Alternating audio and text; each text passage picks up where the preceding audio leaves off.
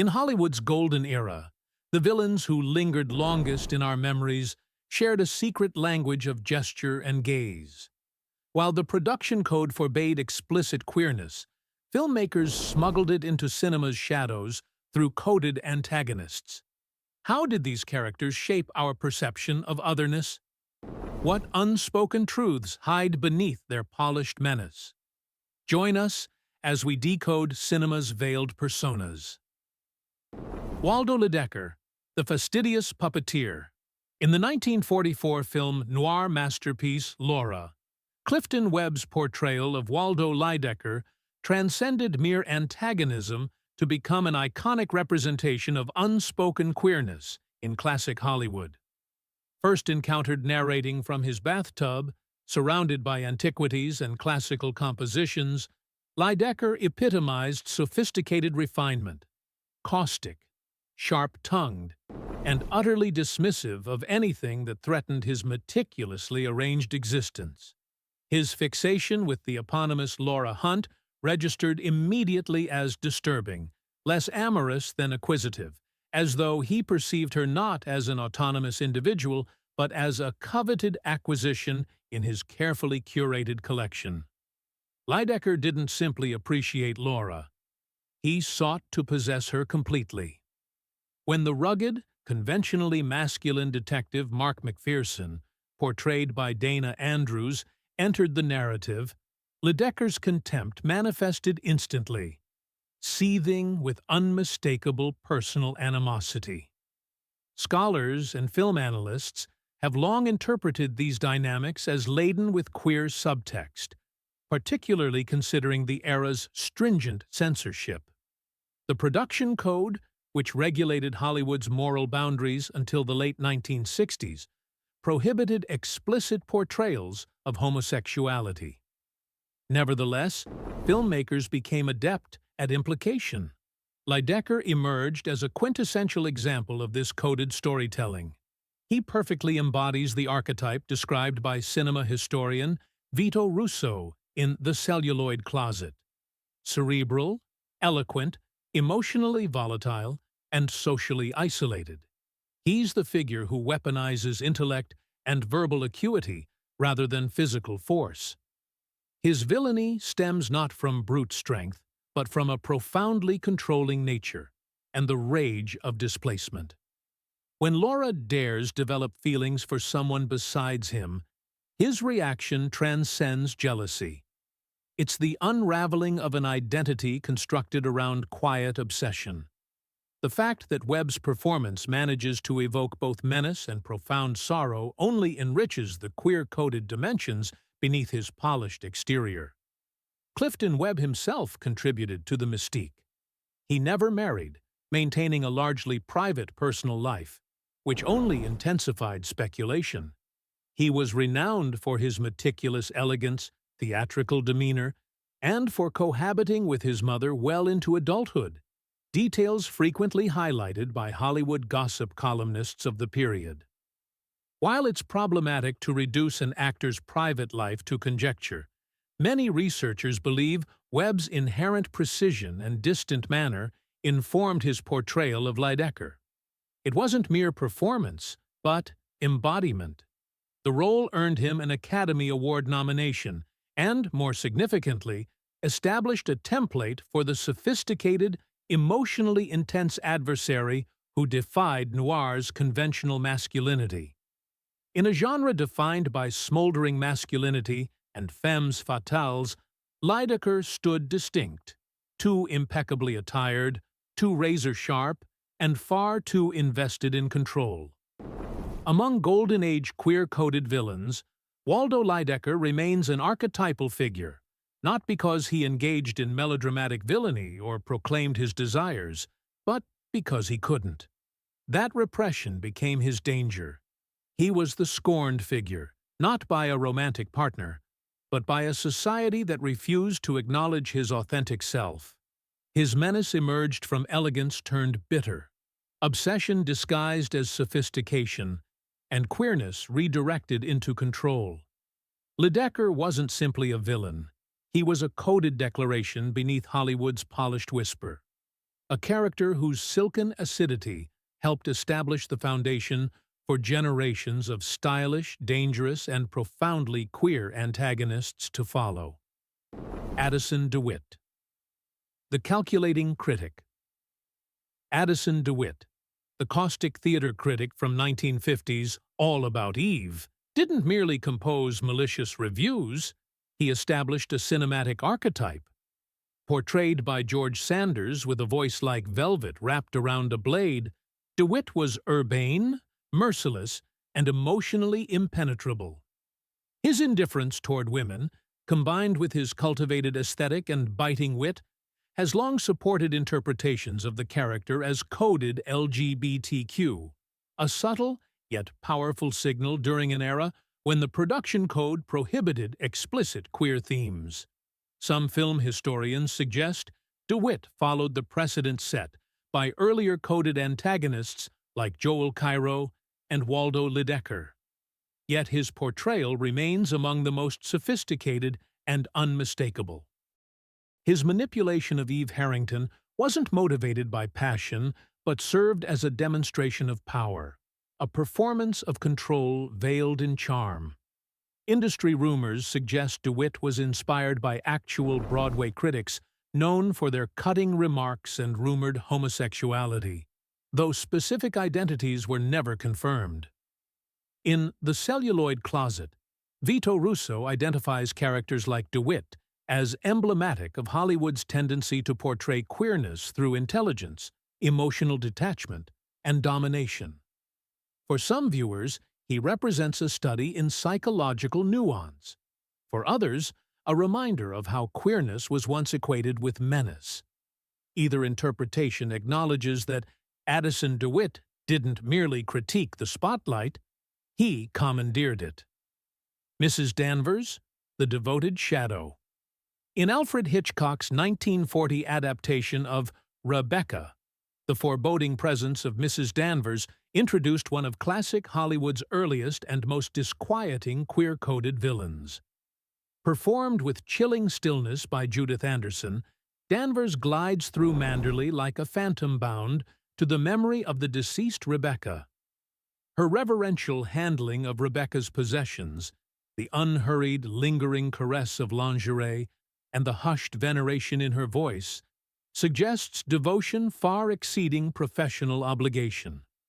Her glacial disdain for the new Mrs. De Winter manifests not as mere disapproval, but smolders with something more intimate, more possessive. Under the constraints of the Hays Code, which strictly prohibited explicit depictions of homosexuality, Danvers' obsession had to be conveyed through glances and gestures, yet it resonated loudly. Hitchcock, a master of psychological subtext, directed Anderson to portray Danvers as almost spectral, moving silently, her voice cool, her emotions tightly restrained. This very containment makes her deeply unsettling.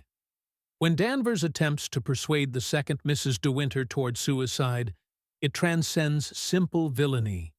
It's emotional domination, a jealous elimination of the woman she perceives as defiling Rebecca's legacy. There's a twisted intimacy in her manipulation, as if reclaiming a lost love by proxy.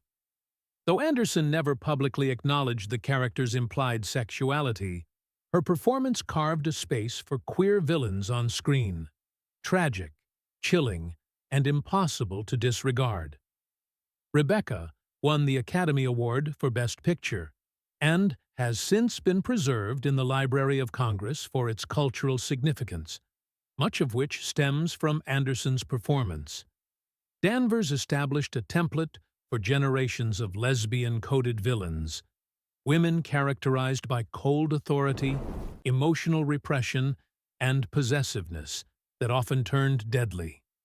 From Nurse Ratched's clinical control to Disney's Ursula, inspired by drag performer Divine, echoes of Mrs. Danvers haunt the villainous corridors of cinematic history. She became the blueprint for the ruthless matron archetype, where queerness and menace intertwined within one tightly laced corset.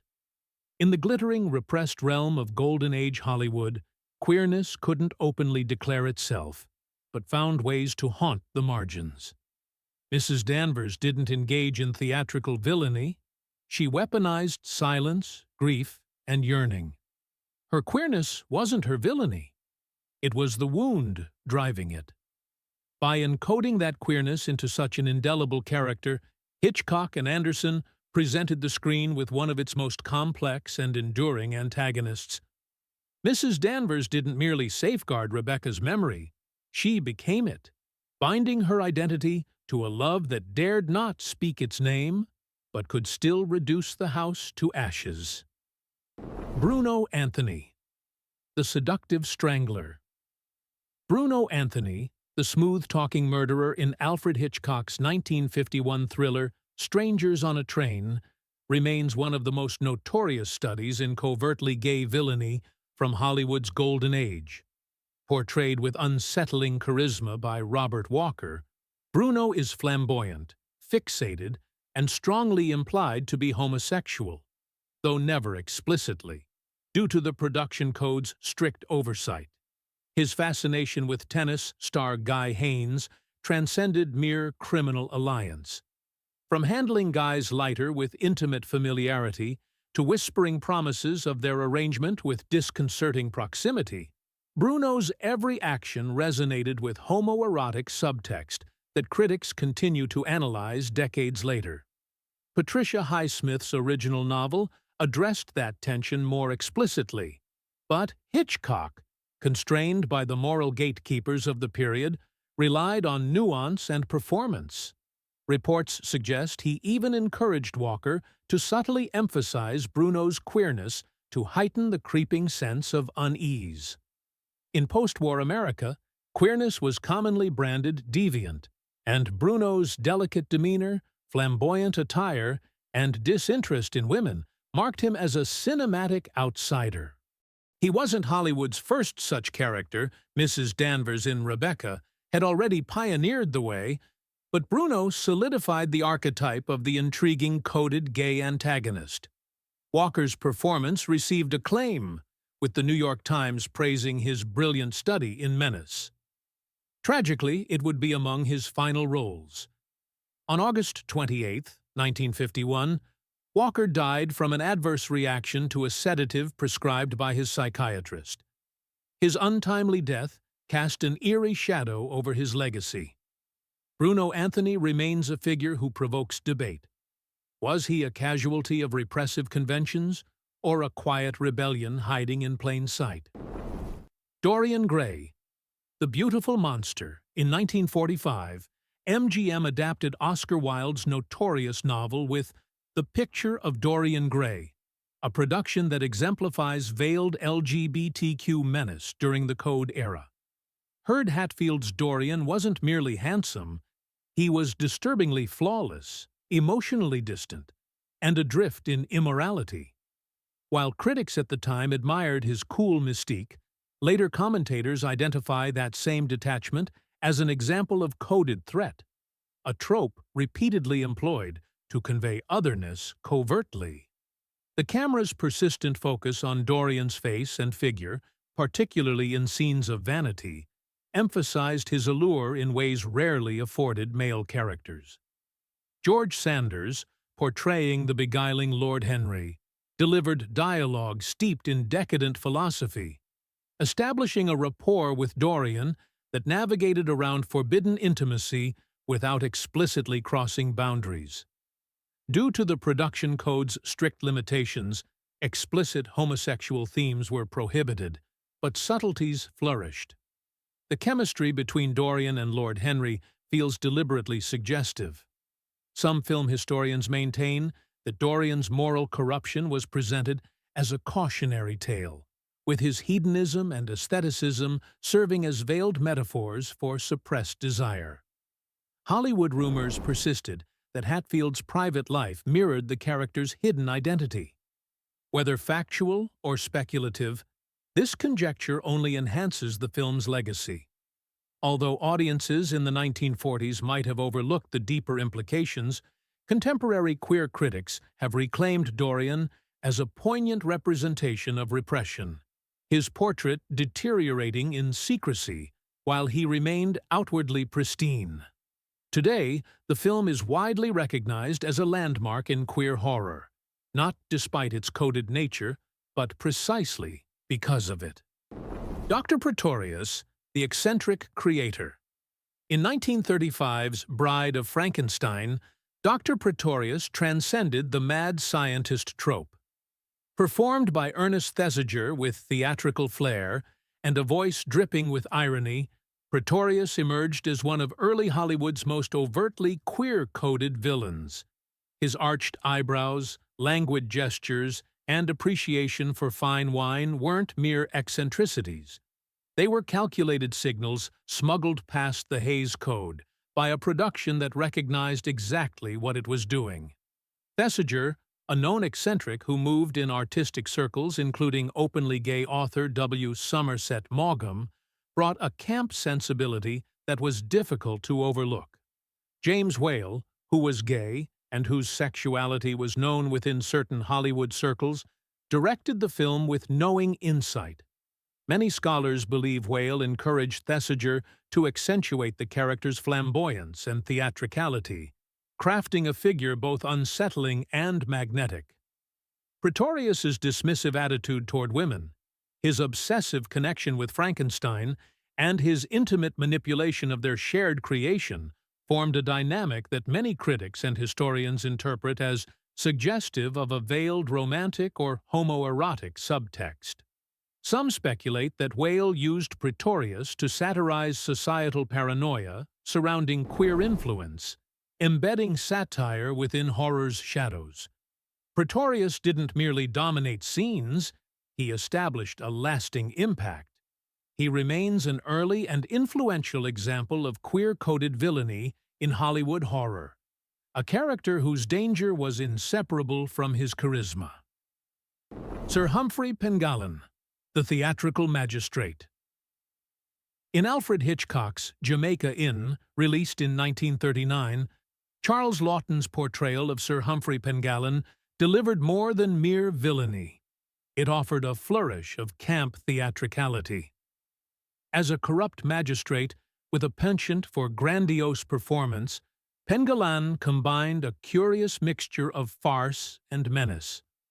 Film scholars have subsequently noted his dramatic gestures, ornate attire, and conspicuous absence of romantic interests as characteristic markers of the queer-coded villain prevalent under moral censorship.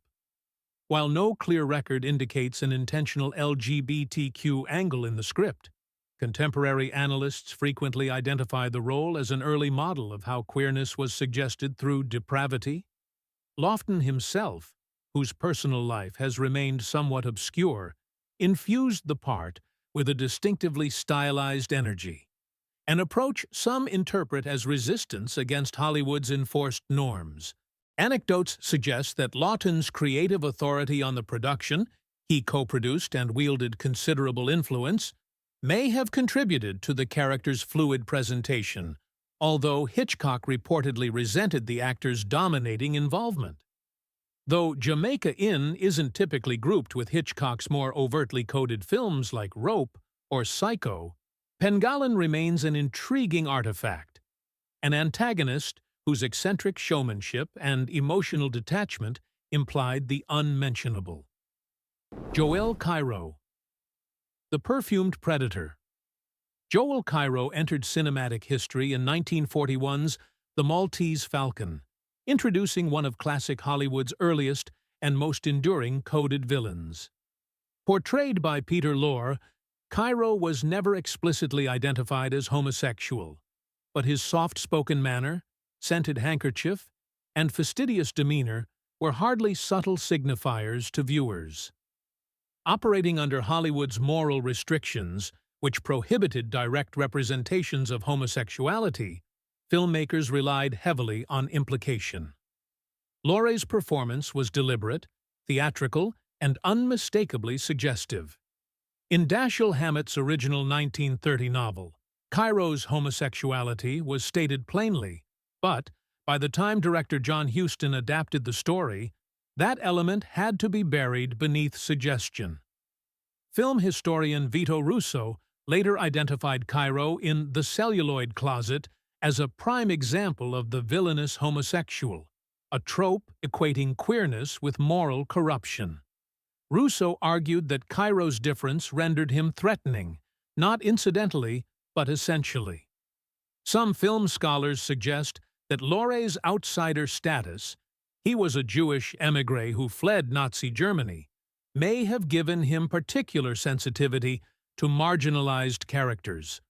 Stories circulate that Laure, frustrated by typecasting, deliberately emphasized Cairo's idiosyncrasies as subtle resistance against Hollywood's constraining conventions. Whether historical fact or industry folklore, Joel Cairo established a template, the refined, ambiguous antagonist whose queerness was hidden in plain sight. Brandon and Phillip. The murderous intellectuals. Brandon and Phillip, the killers at the center of Alfred Hitchcock's 1948 film Rope, weren't simply cold-blooded murderers, they embodied something society couldn't explicitly name. Their on-screen relationship, filled with meaningful glances and tightly controlled tension, suggested a romantic connection that couldn't be acknowledged under the era's strict production code. The film, inspired by the infamous 1924 Leopold and Loeb case, followed two intellectual elitists who strangle a classmate as an intellectual exercise, then host a dinner party with the body concealed nearby. In reality, Leopold and Loeb were widely believed to be romantically involved, a detail Hitchcock conveyed through implication rather than direct statement. Farley Granger, who portrayed the anxious Phillip, later identified as bisexual in his 2007 memoir. His co-star John Dahl was long rumored to be gay, though he never discussed it publicly. Some observers speculate that Hitchcock may have leveraged their off-screen personas to enhance the film's psychological intensity, though no documentation confirms this theory. Screenwriter Arthur Lawrence, who was openly gay, once suggested that the subtext was deliberate. Critics at the time avoided addressing the tension directly, describing the protagonist's relationship as peculiar or morbid.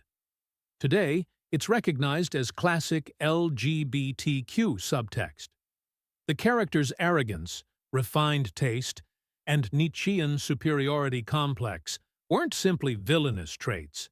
They were saturated with mid-century stereotypes of deviant sexuality. Film historians have described Rope as a cinematic exercise in repression, both in its technical form and thematic content. The Hays office reportedly scrutinized the production, but no edits were mandated. Nevertheless, audiences in 1948 struggled to interpret the film's moral ambiguity. Some found it excessively cerebral, others too morally ambiguous. Over time, Rope has been reassessed as more than a technical achievement. Within the confines of its extended takes and claustrophobic apartment setting, it quietly introduced covertly queer killers into mainstream cinema long before Hollywood was prepared to acknowledge such characters openly. Absolutely. There are several other films with notable queer-coded villains from the golden age of Hollywood that would make excellent additions to your analysis. Here are three more significant examples I can develop for you. Norman Bates in Psycho, 1960.